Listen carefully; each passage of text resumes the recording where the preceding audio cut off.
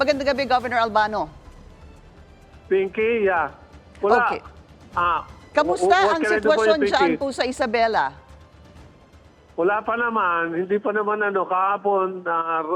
kahapon yung isang bagyo rumagasa sa Southern Isabela. Ngayon, hindi pa namin alam kung paano yung nangyayari dito. Okay.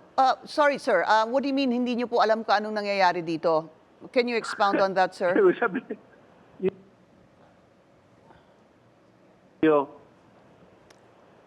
wala Governor pa, wala Albano. pa. Hindi pa nag-aano, hindi pa rumaragasa, Pinky. Diyan sa Isabela. Sa Isabela po. Naka-monitor kami ngayon, wala pa. Okay. Wala pa mga reports, umaraw kanina, so wala pa masyado. Okay, so at least that's good news, sir. Yes, the very good news. Yeah, You so know, far. sometimes yung mga iniimbitahan mong bagyo, punta ng punta dito eh. Nakakabuisit eh, hindi naman namin iniimbitahan. Dalaw na dalaw sa amin eh. Oo, nakakailan na rin po, Governor, kayong tinamaan ng bagyo dyan sa Isabela at gayon din nga po sa Cagayan. So far, that's good news that naging Yes. maaraw pa po ngayong araw. But however, ano ho ang abiso sa inyo ng pag-asa?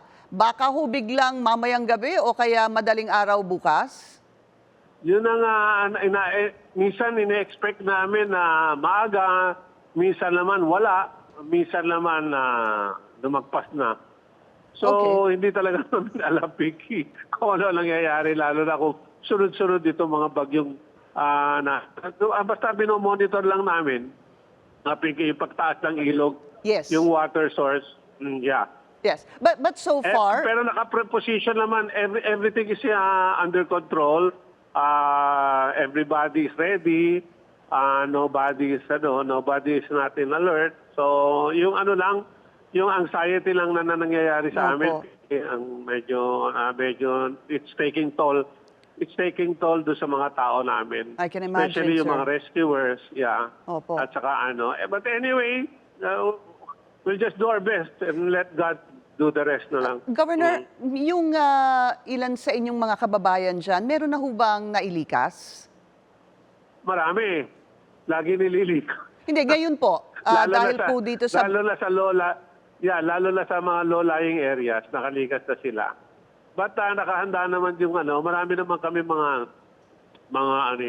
naka-preposition ng mga goods Okay. para sa kanila. At marami na rin nag-donate, Pinky.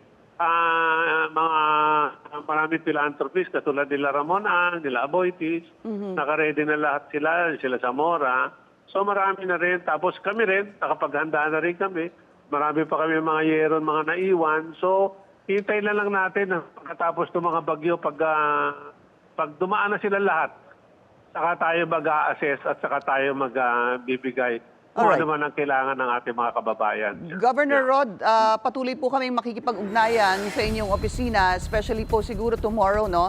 And the next couple of days. Yes, But thank we you. wish you kasama po ng ating mga kababayan dyan sa Isabela. Maraming salamat, Isabela Governor Rodolfo Albano III.